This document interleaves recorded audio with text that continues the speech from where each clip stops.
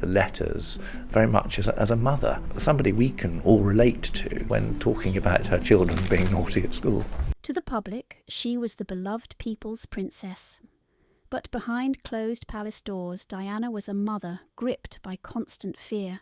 Now, a private letter found 25 years later exposes her deepest anxieties about Prince William's destiny, written in trembling handwriting and stained with her tears. Tucked inside were terrifying warnings that the royal family desperately tried to bury forever. What did Princess Diana desperately need her young son to understand before her time ran out? These were raw, personal letters. These prized auction lots contained deeply intimate letters from Diana, the Princess of Wales, directly to him.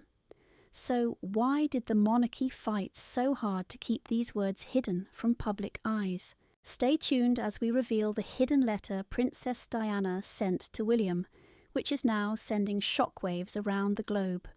The secret letters, an undercover mole unmasked and a pile of fabricated evidence thrown onto the table.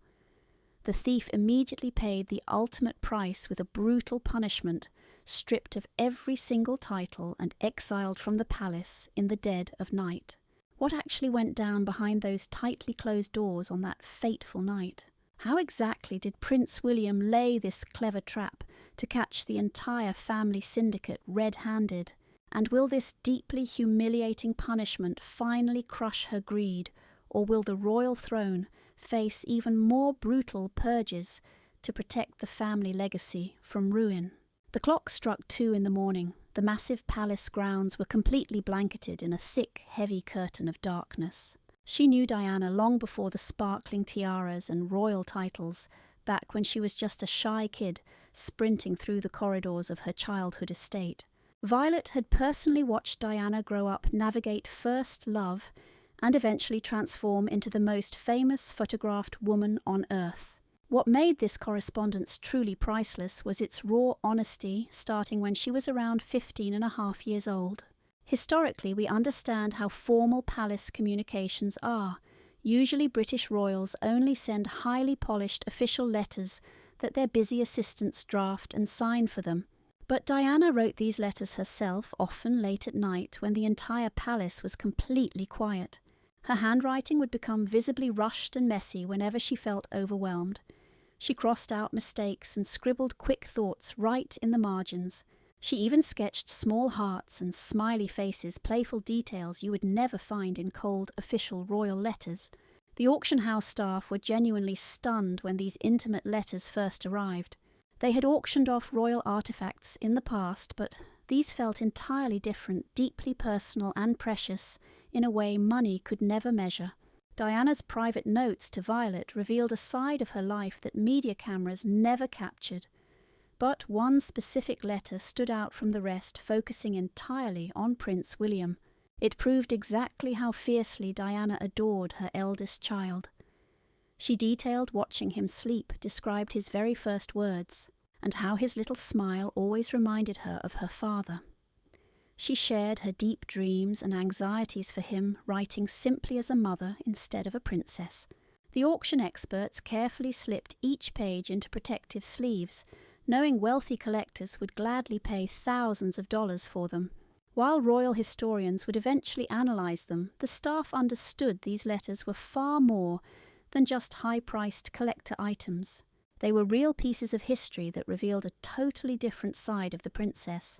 News of the letters leaked out quietly, at first shared by only a few royal experts in their columns. Soon royal enthusiasts began buzzing about them online, and before long people across the entire globe desperately wanted to know what Diana had written all those years ago. These pages revealed vulnerable sides of Diana that official royal biographers completely ignored, highlighting her anxiety over everyday parenting struggles, like whether young William was sleeping enough or eating properly, how she often felt entirely lost inside the massive palaces she called home, and how she discovered true comfort in writing to someone who genuinely knew her. When the actual day of the auction finally arrived, the modest London showroom was packed to the brim with eager camera crews waiting outside.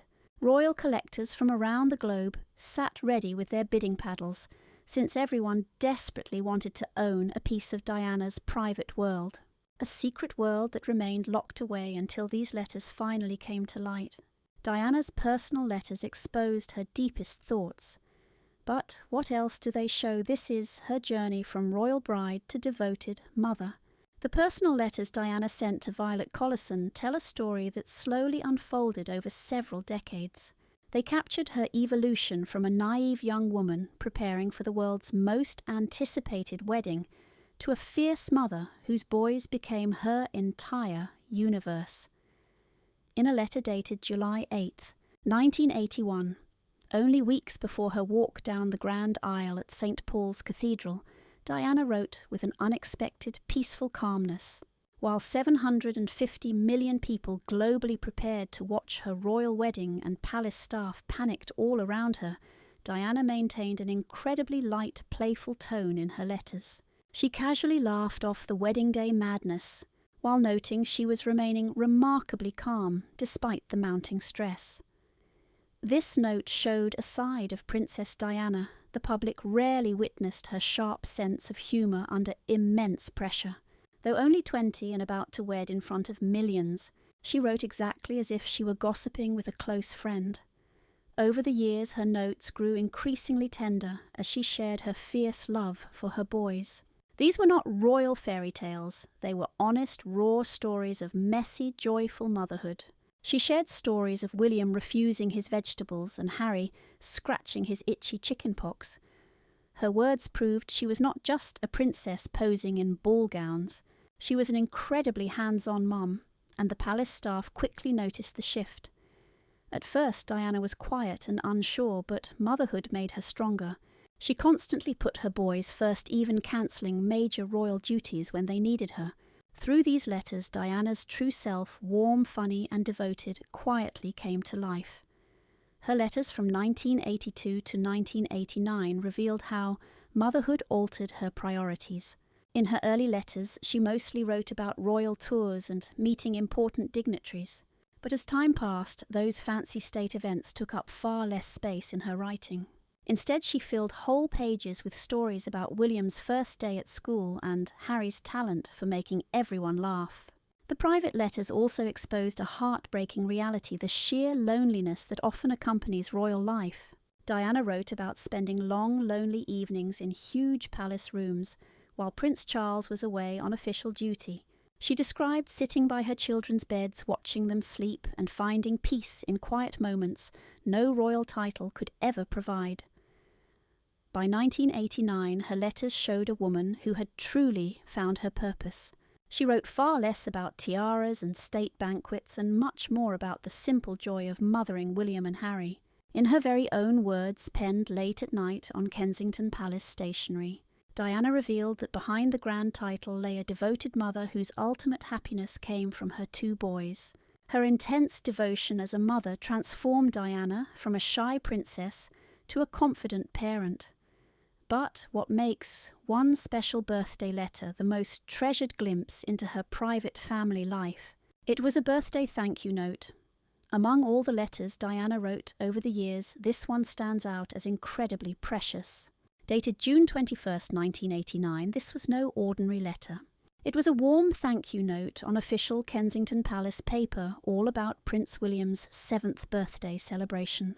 The letter was addressed to Sergeant George Plum of the Special Escort Group, who had personally arranged a surprise motorcycle stunt show for William's 7th birthday. That thrilling performance absolutely delighted William, Harry and their friends. Diana wrote her heartfelt thanks on cream-coloured palace stationery. Her handwriting was neat and warm, a far cry from the usual formal royal tone. She described the pure joy that spectacular motorcycle display brought to both the kids and their mothers. What made the note especially touching were the 2 signatures beneath hers. William and Harry had added their own names. William's signature was neat and careful, while Harry's was a cheerful scribble. Royal kids rarely signed official notes, making this a truly rare gesture. Observers saw this as Diana teaching her young sons the deep value of gratitude. The birthday party itself was far from a traditional royal event. Diana planned an incredibly fun, loud celebration packed with games, sweet treats, and a custom motorcycle cake. Ordinary classmates from William's school were invited, not just the children of wealthy aristocrats. Candid photographs show William in casual jeans and a sweater laughing with friends.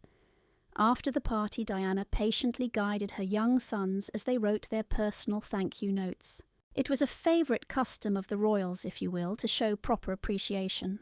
And a former palace maid recalled how Diana taught the boys that saying thank you mattered no matter who you were.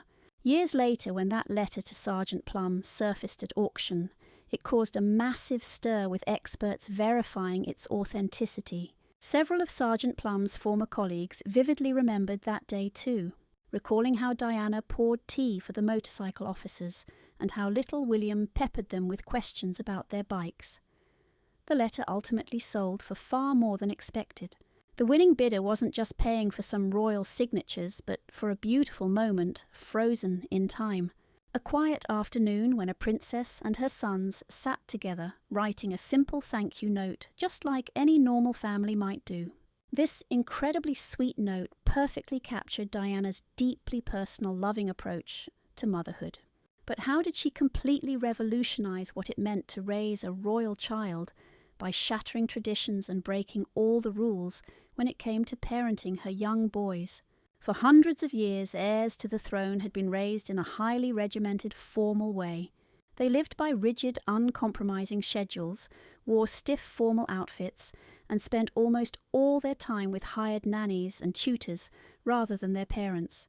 Royal parents were typically distant figures appearing only for special occasions like holidays or carefully staged family portraits. Diana wanted absolutely none of that cold distance for William and Harry.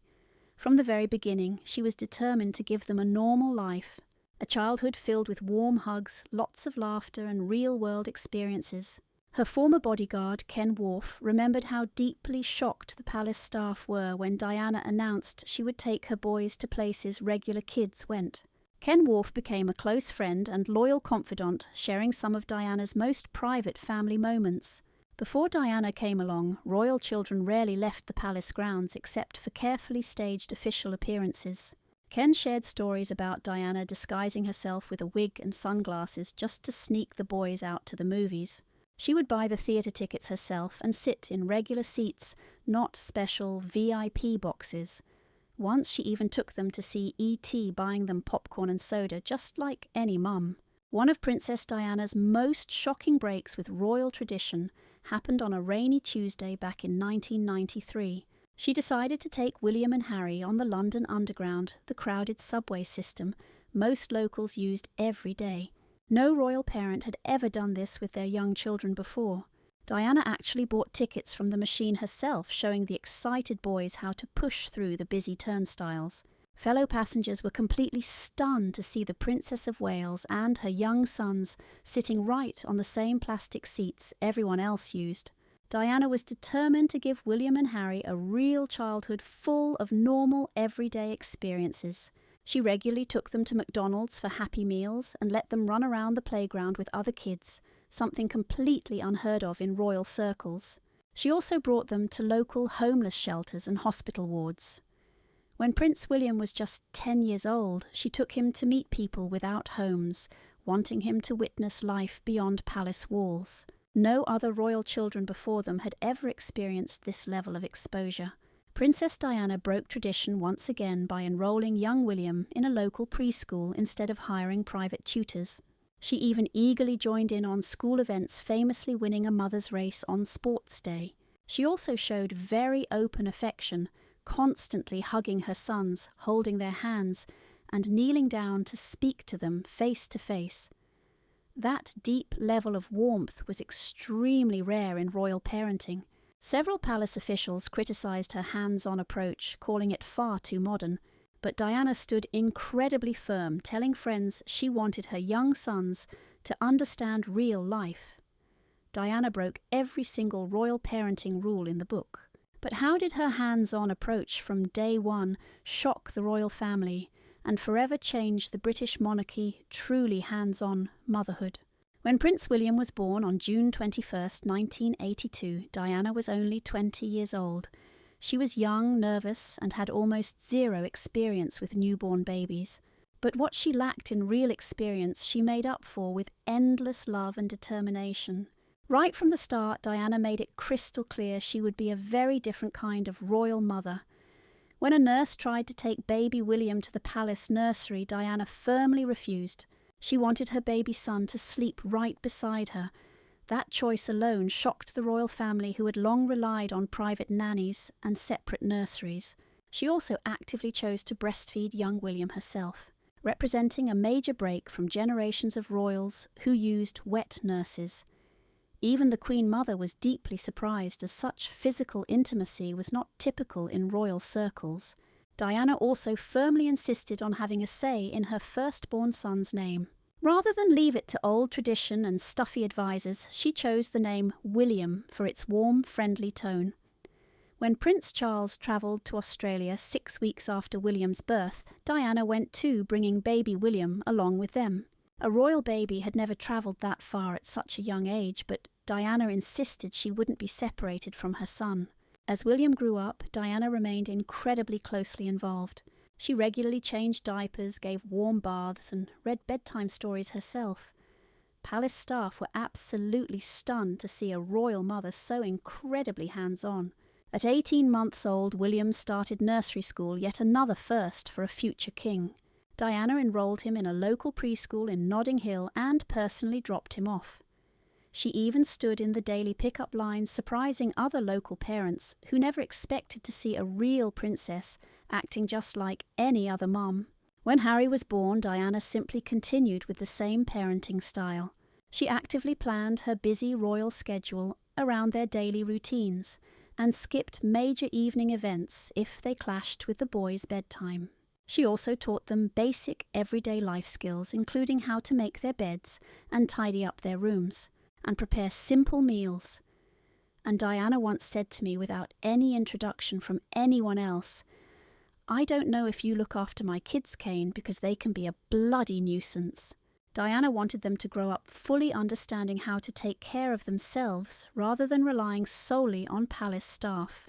Those who worked closely with her fondly recalled how she would quickly hurry through official royal duties to spend more quality time with her sons.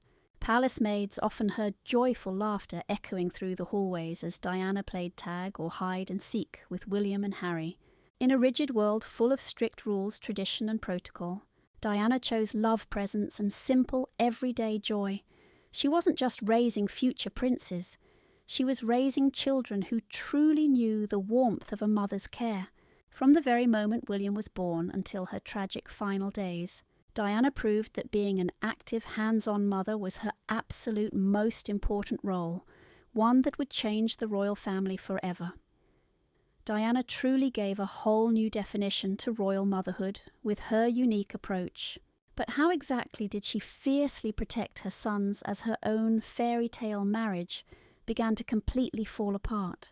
Divorced and prioritizing her sons, by the early 1990s, Diana faced the absolute hardest challenge of her entire life. Her high-profile marriage to Prince Charles was breaking down, and the entire world was closely watching.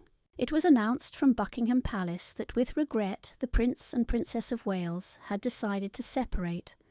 For most everyday people going through divorce, it is a very private pain. For Diana, it played out across newspapers and television screens all over the entire globe. In 1992, when the royal family officially announced that Diana and Charles were separating, William was 10 years old and Harry was only 8. Both boys were old enough to see that something was wrong, but too young to truly grasp the weight of it. Diana knew this painful chapter would shape her sons forever, so she poured all of her energy into protecting them as a mother. She built what friends described as a quiet bubble of normality around young William and Harry. Within Kensington Palace, she transformed Apartment 8 into a real loving family home rather than a stiff royal residence. She packed the rooms with their favourite things like video games, sports gear, and a real popcorn machine for movie nights. Diana carefully chose schools that would support her sons emotionally during this stressful time. She chose Ludgrove School for William because the headmaster had a reputation for kindly handling boys from divorced families. She visited the school ahead of time and spoke in private with teachers, asking them to treat William as normal and let her know if he ever seemed sad or withdrawn. When Charles publicly confessed his unfaithfulness on television in June 1994, Diana was absolutely heartbroken, not just for herself, but for her young boys. That night, she kept all televisions switched off and spent the evening playing board games with them. Early the next morning, she personally drove them to school, shielding them from the gossip papers with their father's confessions splashed across the front pages. Later, during her own explosive Panorama interview in November 1995, Diana made sure that William and Harry were safely away at school, protecting them from the instant media storm. Afterwards, she sat down with each boy, separately explaining the situation in a way they could truly understand. She never spoke poorly of their father to them, even when she herself was hurting the most. The official divorce in August 1996 brought new challenges, and Diana lost her title of Her Royal Highness, though she remained Princess of Wales. The loss of HRH might seem like just 3 letters, but it meant Diana would now technically have to curtsy to other royals, including her own sons, someday. Once the divorce was finalised, Diana worked even harder to give William and Harry a stable life. She kept their daily routines consistent and ensured they still enjoyed regular visits with both Charles and the Queen.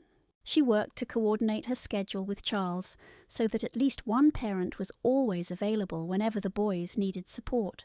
Operating without the massive royal security detail she once relied on, Diana had to get creative in finding ways to give her sons normal childhood experiences. She would slip out with them early in the morning when far fewer people were around. She befriended local shop owners who gladly let them slip inside through back doors to avoid any public crowds. In private letters penned during this period, Diana's primary concern was always how William and Harry were truly coping.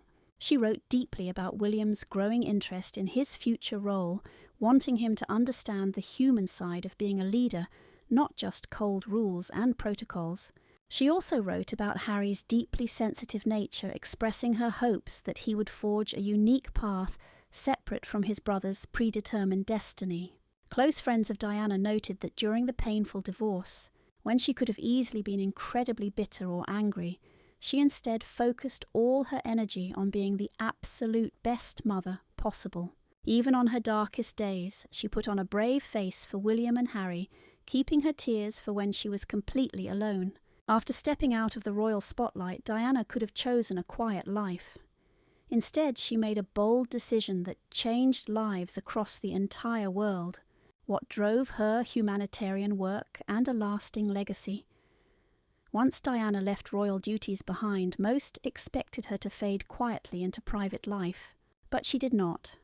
Instead, she focused all of her energy on the people and causes she truly cared about, revealing her deepest personal values.